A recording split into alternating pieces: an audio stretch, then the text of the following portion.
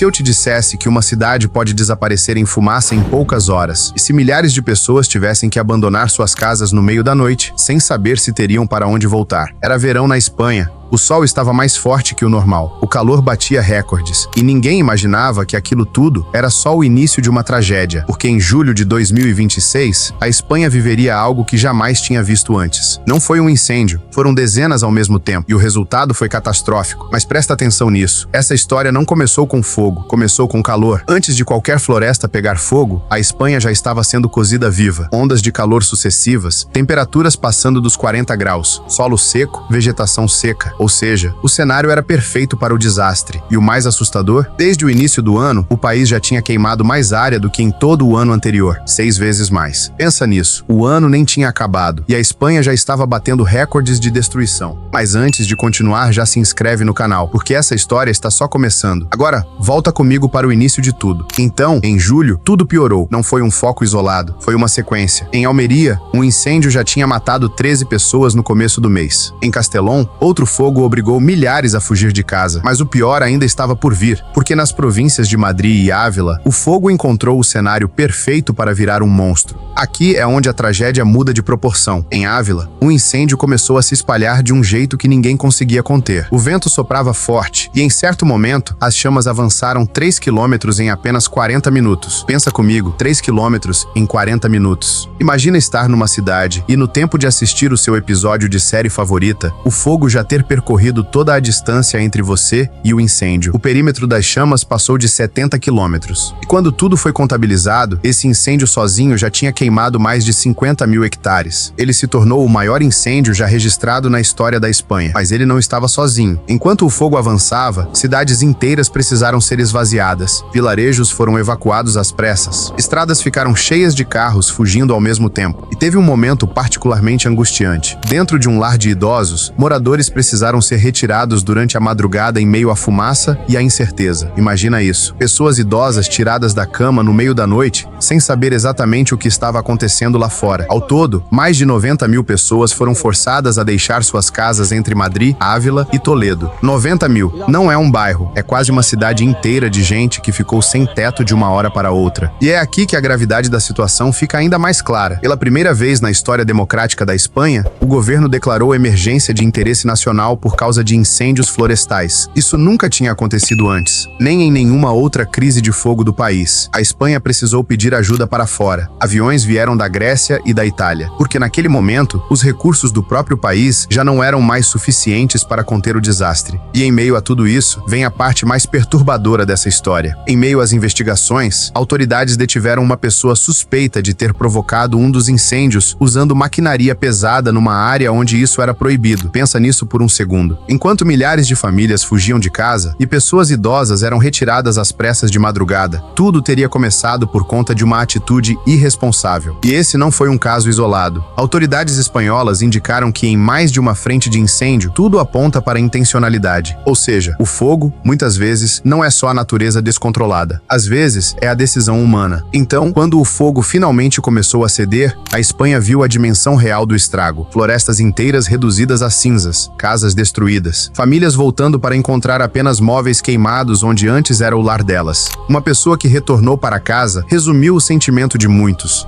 Não tinha mais dinheiro, não tinha mais documentos, não tinha mais casa. Tudo o que restava para eles era começar de novo. Igrejas, voluntários e equipes de apoio se mobilizaram para ajudar quem tinha perdido tudo. E aos poucos, entre os escombros carbonizados, as pessoas começaram a voltar, com medo. Mas voltando, o mais assustador não foi apenas o tamanho do fogo, foi a velocidade com que tudo aconteceu. Um país inteiro pego de surpresa pelo calor extremo, viu suas florestas virarem cinzas em questão de dias. E o pior, essas condições, calor recorde, solo seco, vento forte, estão cada vez mais comuns. Não é mais uma exceção, está virando um padrão. Agora pensa comigo, e se isso acontecesse perto de você, você teria tempo de fugir? Ou só perceberia quando a fumaça já estivesse na porta de casa? A Espanha viveu em julho de 2026, um dos piores desastres florestais de sua história. Mas a pergunta que fica é ainda mais perturbadora. Com o planeta esquentando cada vez mais rápido, quantos outros países estão prestes a viver a mesma história? Porque o fogo não avisa antes de mudar controlar tudo, ele simplesmente se espalha. Se você chegou até aqui, já faz parte de um grupo pequeno, então já se inscreve no canal, deixa seu like e compartilha essa história. É rapidinho e ainda mostra pra nós que vale a pena continuar trazendo histórias assim pra vocês.